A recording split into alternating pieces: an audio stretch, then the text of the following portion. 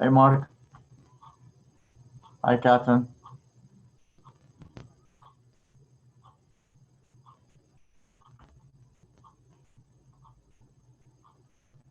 Did you enjoy your presentation last night? I did, yes. I was trying to follow along and also do work at the same time. Yeah, all good. Morning, councillors. Just to let you know that we are streaming on YouTube. So, Yeah, thank you very much. okay.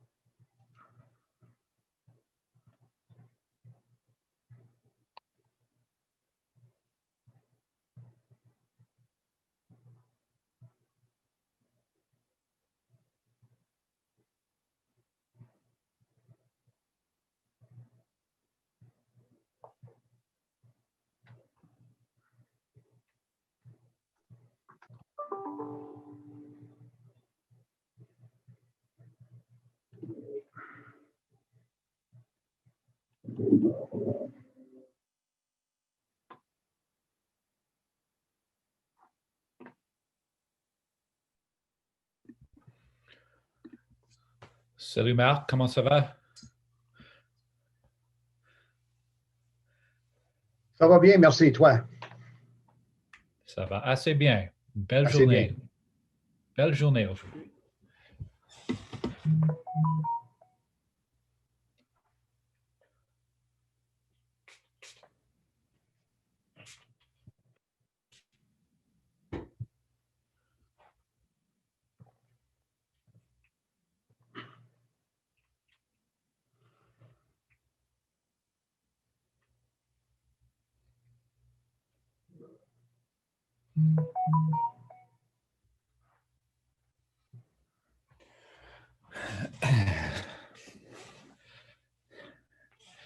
Good morning, Caroline.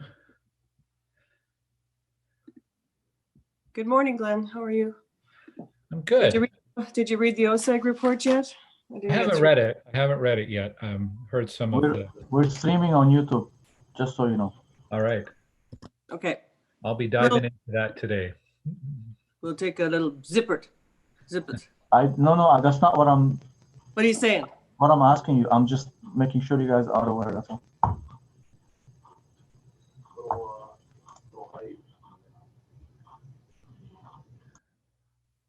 Well, anyway, good morning, George. Good morning, Caroline. How are you? I'm well. Any news for me? Have you heard from who? I heard nothing. I think there was a meeting supposed to be scheduled and it was canceled. Oh, okay. Do you want to? Are you going to do a follow-up? I don't know. Are you talking about the meeting that I organized? Jan is here. She can. And Jen's at ARAC. Hi, Jen. Hi, how are you? Good. Again.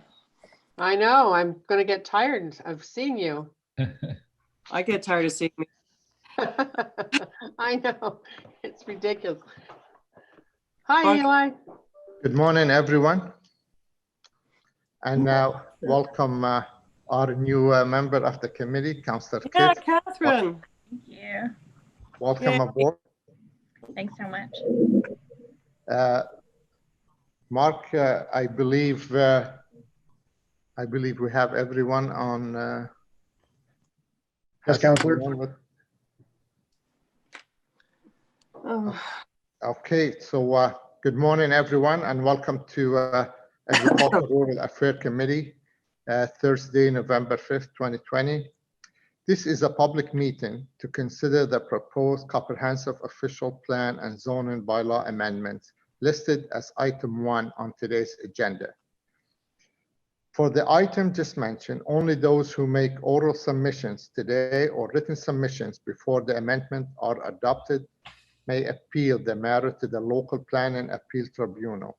In addition, the applicant may appeal the matter to the local planning appeal tribunal if council not adopt amendment within 90 days of receipt of the applications for zoning and 120 days for an official plan amendment.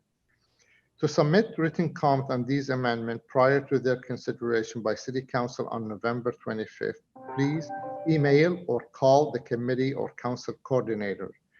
Note to committee members, councillors, a reminder, if you have any motion on any of the items listed today, please send a copy to us ahead of a public delegation so that committee member and staff have an opportunity to review and necessarily clarify your motion during the discussion of the matter. Thank you. Before we go to our agenda, I'll ask Mr. Desjardins to take a call. Mr. Mark.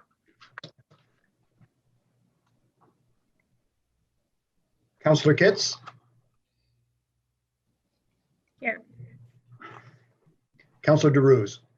Here. Councillor Moffat? Here. Councillor Meehan, Here. Vice Chair Gower, Here.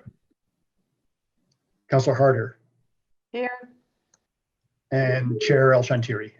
Present, and for those who join us on YouTube, Councillor Harder have a seat and Iraq as ex officio, as I have a seat on Planning Committee as ex officio. So thank you, Councillor, for joining us today.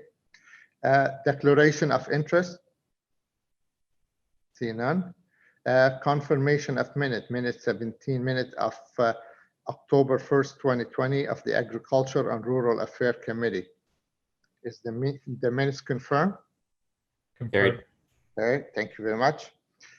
Planning, infrastructure, and economic development. Item number 1, zoning bylaw amendment, part of 6335 Perth Street. So we have this item in the front of us. And we have the applicant or somebody on behalf of the applicant here as well. But if we agree to carry this item, I'm sure I believe Mr. Ziad Hassan with us, he will be fine with that. On item number 1. Could I ask a question on item number 1? Absolutely, Councillor, go ahead. Okay. One of the issues that I am facing in some of the new subdivisions that we're building in Ward 22 is smaller lot sizes, and because of COVID, a lot of people requiring their cars. We're turning many of these our communities into parking lots, unfortunately, because we're not allowing the proper space to accommodate a vehicle. And I'm worried that if we approve this zoning change in a more rural part, like in Richmond, that we're going to continue this problem. I know that the lots are now going to cover, the housing is going to cover more of the lot. The sides are going to be even narrower. And my concern is that we not repeat a problem that's what we're allowing right now.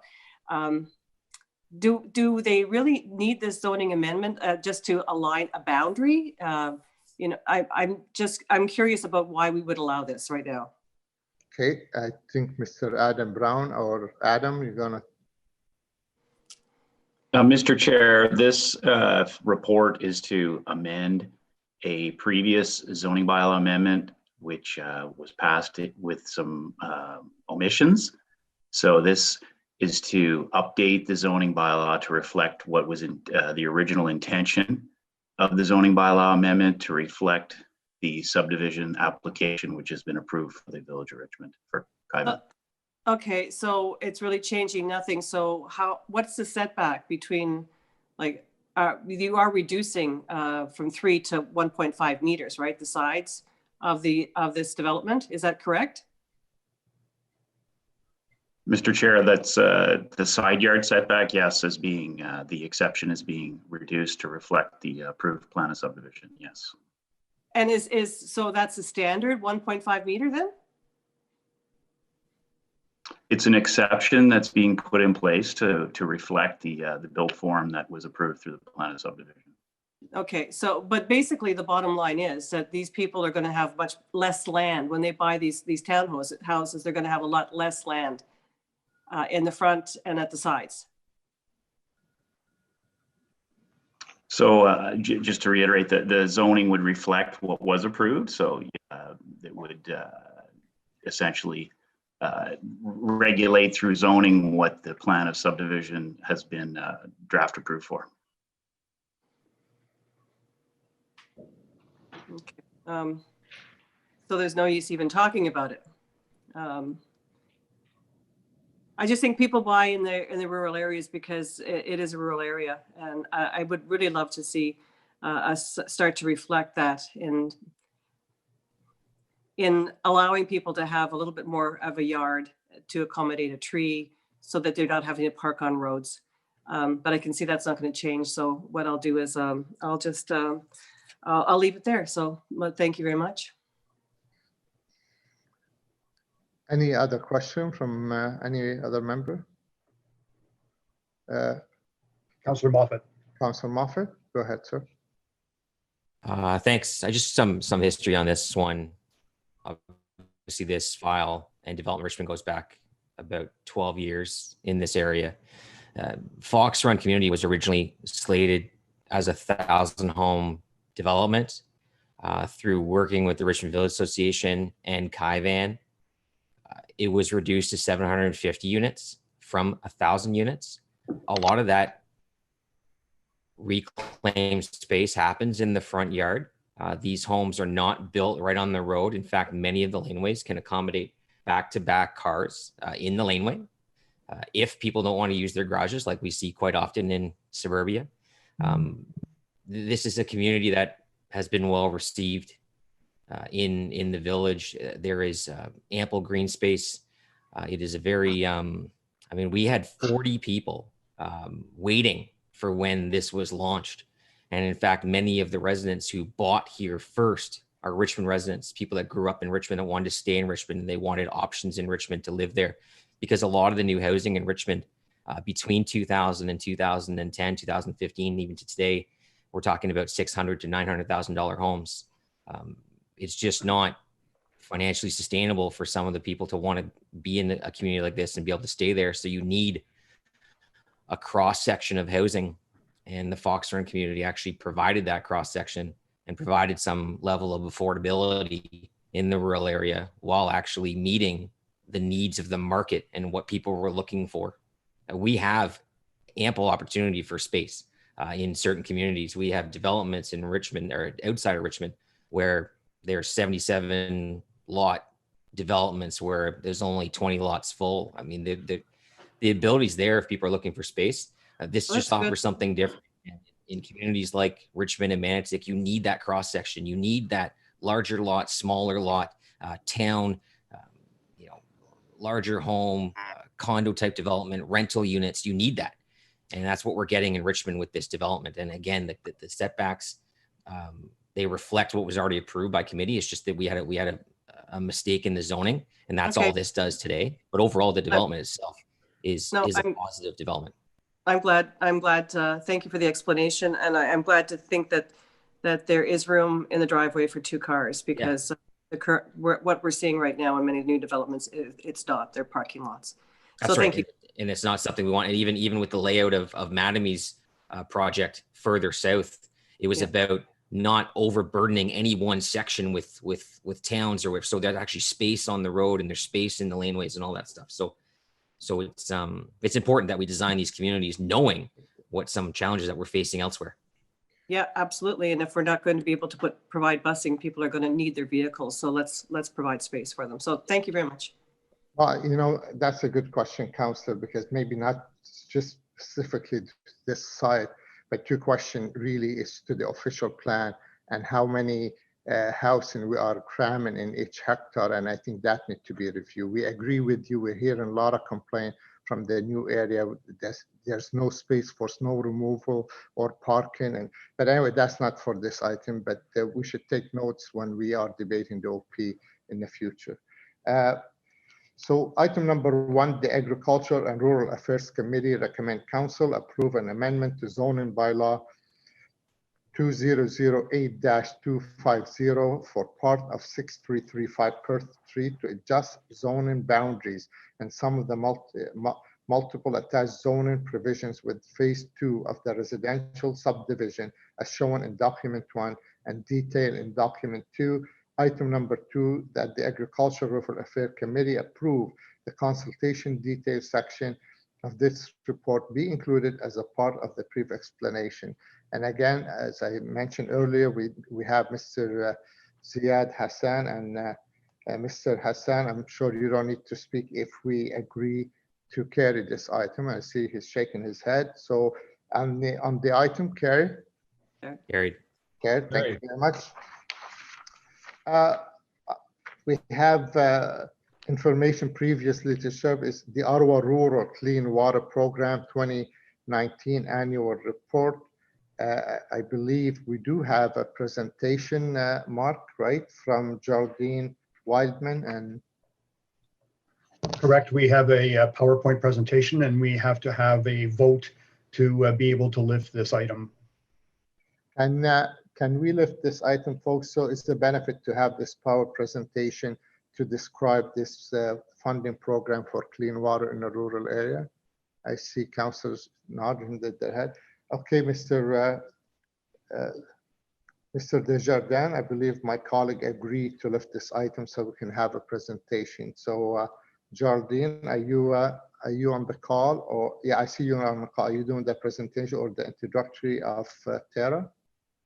Chair, yes, Tara Redpath on my team is going to be providing the presentation. It's our first year of running with this program. It was previously with Julia Robinson, who sat under Andrea Flowers. So Tara's going to give a quick overview of some of the good projects we're working on. So what you're saying, we need to be kind to Tara Redpath because that's her first time presenting to committee. I think this committee is very friendly. So that's right. We'll turn it to you, Tara. Go ahead. Thank you, Chair.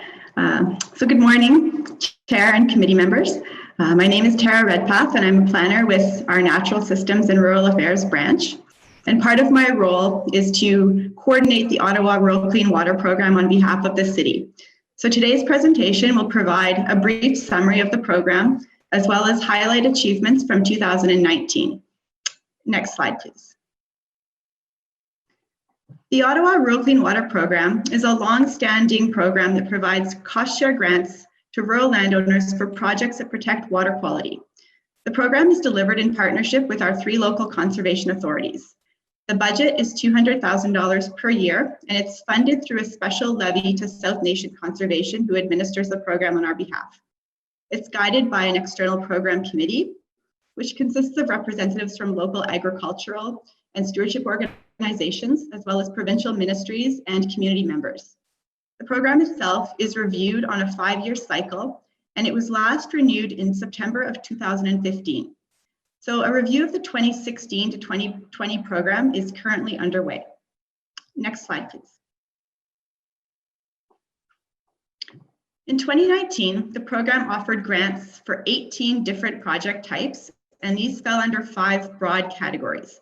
The categories being nutrient management, soil protection, water management, land stewardship, as well as education and innovation. The grants range from $750 to $15,000, and they include a cost share, which covers between 50 to 90% of overall project costs. The program is open to any property in rural Ottawa.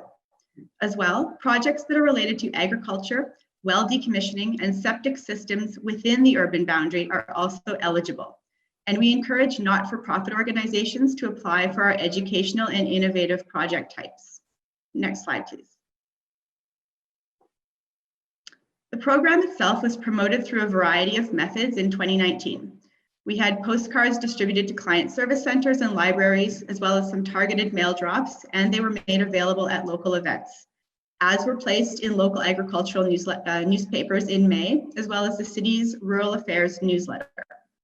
Social media posts were added to Facebook and Twitter in April. In addition, program staff attended a variety of public fairs and events across the year, for example, the Eastern Ontario Crop Conference and the Ottawa Valley Farm Show. We also produced a fact sheet on a grass buffer demonstration site, and this was posted to the City and Conservation Authority websites. This fact sheet highlights a project that was undertaken on the Studley Farm along the South Castor Municipal Drain in Osgood Ward. And then lastly, we also produced a new video which showcases control tile drainage as a best management practice, and this is now available on South Nation Conservation's YouTube channel. Next slide, please. So this figure shows the overall distribution of projects, and they're shown color-coded by their type that were approved across Ottawa in 2019. So we had 54 projects being approved, and this represented a total ask of $215,000 in grant money. So all but one of these projects are located in the rural wards, and West Carleton, March, and Rideau Goulbourn have the highest representation of approved projects in this year. I would just like to highlight a few trends across our most popular project types. So if you look toward the gold colored circles on the map, they might be a little bit hard to see, but these projects reflect the erosion control and shoreline stabilization projects. And you see that they're mostly concentrated along the Rideau River, As well, there's a cluster up in Constance Bay along the Ottawa River. And this was our highest approved project type in 2019. We had 21 projects in this category. Forest management plans are shown by the purple circles. We had 15 projects approved in this category last year. And these are mainly concentrated toward the west side of the city, where our agricultural lands tend to be less productive. So there's more forest cover and hence the need for the forest management plans. The well decommissioning projects are shown in lime green, and these are distributed more evenly across the city throughout the rural wards, although we did have one project in Orleans for well decommissioning as well. And we had 6 of this type approved last year. Next slide, please. So we do continue to see uptake across all of our broad project categories. And this table shows the projects that were completed in 2019. So the previous slide was showing you what had been approved, but these projects were the ones that were finished, were wrapped up, and they include projects that were approved back in 2017 and 2018, as well as 2019. So on top of this, we do have 31 additional projects that were approved in 2019 or earlier, and they're slated for completion in 2020. So again, I'll just review quickly the more popular project categories. Soil protection is one, and we saw that we had 11 projects completed under that broader category. 9 of those fell under the erosion control category that I mentioned earlier. And for these, the grants for erosion control are $7,500 up to. So this is reflected in the highest overall grants that we paid out, which was almost $65,000 for that category type. Water management projects, we had 9 projects completed under that category last year, and all were well decommissioning projects. And then land stewardship, we had 20 projects in total. 16 of those were forest management plans. So all told, across the categories, we had 44 projects completed for a total grant value of just over $111,000. Next slide, please. I would like to quickly provide an example to show how the program can pivot to help residents during times of need. The program was able to support property owners in Constance Bay who were affected by the Ottawa River flooding, both in 2017 and 2019. Program staff participated in a post-flood open house, which let residents know about the available grants for addressing erosion and shoreline stabilization on their properties. So through this outreach, we received 5 applications for the erosion control projects from residents in Constance Bay alone, and all of these projects were approved. They represent a total of approximately $35,000 in grants for last year. And the photos that you can see are from one of the 2019 projects, where riprap was placed against an existing retaining wall to help further stabilize the shoreline. Next slide, please.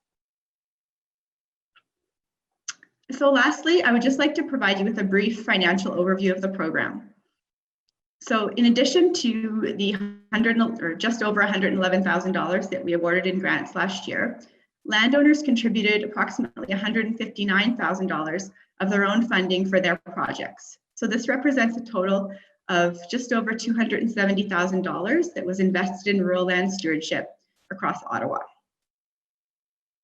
The 2019 budget, which includes the $200,000 special levy that's approved annually, this also includes a just over $69,000 of carryover from projects that were approved back in 2018, but then carried forward to 2019. So that's why you see a budget of approximately $269,000. So for expenses last year, in addition to the grants of $111,000, we had approximately $43,000 that were related to project administration and delivery costs for a total of $154,000 in expenses. This leaves us with $115,000 balance, which is encumbered for approved projects that are to be completed or are being completed right now in 2020. So as I had mentioned at the beginning, the next 5-year program review is currently underway, and we'll be reporting this to this committee in early 2021. So I'd like to thank you for your time this morning, and I'd be pleased to take any questions that you have at this time. Thank you. Well, thank you very much, Tara, for your presentation, and that was good to see you as a first time. It's great, so you did a good job. Thank you, Chair. Any question from my colleagues for Tara or Jardine, because she's still on the call with us? I see none. I'm just gonna ask you, in comparison to previous years, is the funding envelope still manageable? Like, I mean, are you getting more application than the funding allow? Thank you, Chair.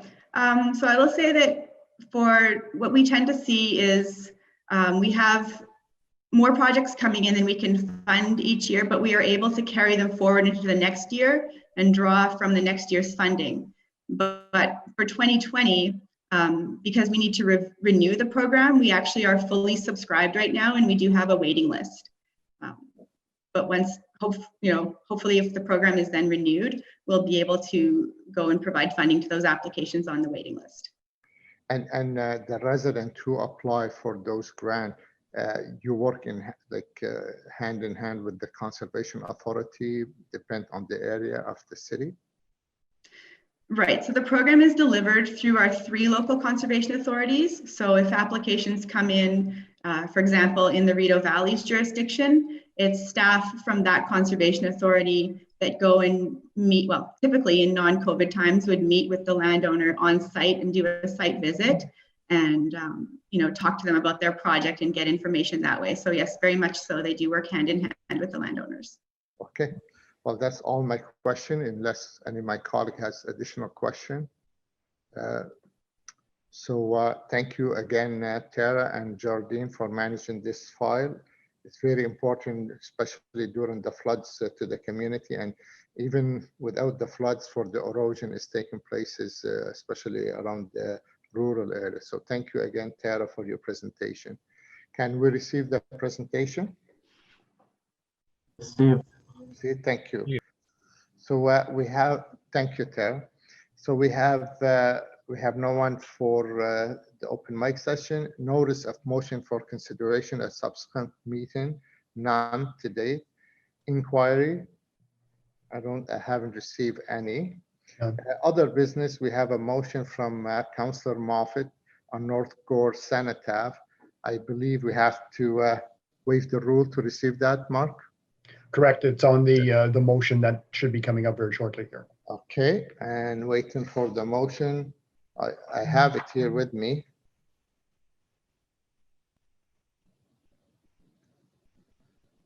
So I'll read the first part, and be it resolved that pursuant to subsection 89(3) of the procedural bylaw, Agricultural Rural Affairs Committee approved that the motion on the North Gore Cenotaph be added to the agenda for consideration at today's meeting. Carried. Okay, thank you very much. Councillor Moffat, we'll turn it to you. Thank you. So just briefly, it's the community in North Gore has been working, a number of community leaders have been working with the Mantic Legion on improving the cenotaph. If anyone's ever been there, it's in Horace Seabrook Park, and it's just kind of been a cenotaph in the park off on its own with no actual easy access. It's just surrounded by grass and whatnot. And there was a desire to formalize it, obviously with what was done recently in Cars with the moving of that cenotaph because of the Cars Public School. It's been a nice addition. So they're looking at doing something similar, which they've undertaken. They just required a consent to enter as well as some additional funding.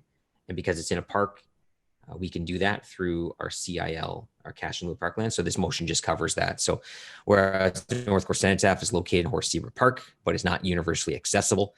And whereas the City of Ottawa is committed to making city parks accessible and to improve recreation access in our parks, and whereas community efforts in North Gore are underway to improve access within the park and to the cenotaph, working alongside the North Gore Recreation Association, and whereas formal access to the parklands requires a consent to enter agreement with the City of Ottawa, therefore be it resolved that the North Gore Recreation Association receive a one-time $15,000 grant paid from the Ward 21 CILP account, and the administrative costs associated with providing a consent to enter be waived.